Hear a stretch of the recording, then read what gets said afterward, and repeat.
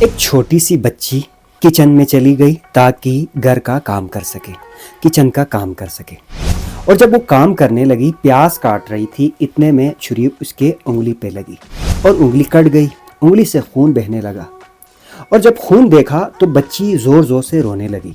رونے کی آواز جب آ گئی تو اس کا والد صاحب ابو دوڑتے ہوئے کچن میں پہنچ گئے۔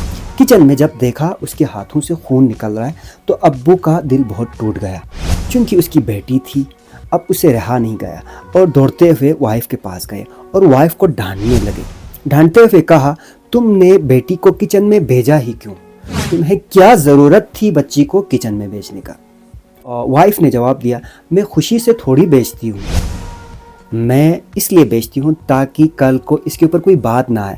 جس گھر میں یہ پہنچ جائے گی شادی کے بعد، اس کے گھر والے اسے نہیں بخشیں گے اگر کوئی کام نہیں آئے گا۔ تو ہسبینڈ وائف کو ڈھانٹنے لگا اور کہا کہ تمہیں ضرورت نہیں، دنیا جو بھی کہے اس کو کچن بھیجنے کی بالکل بھی ضرورت نہیں ہے۔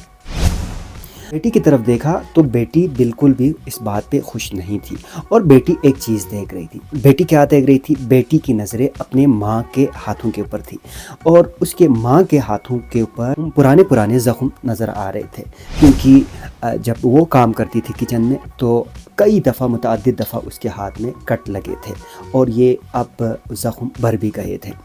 سب کچھ ٹھیک نہیں تھا، لیکن اس گھر کا مالک یعنی اس خاتون کا جو شوہر ہے، اس کو کون سمجھائے کہ جس کے ہاتھوں میں کئی کٹ لگے تھے اور اب وہ زخم بھر چکے ہیں، وہ بھی تو کسی کی بیٹی ہے۔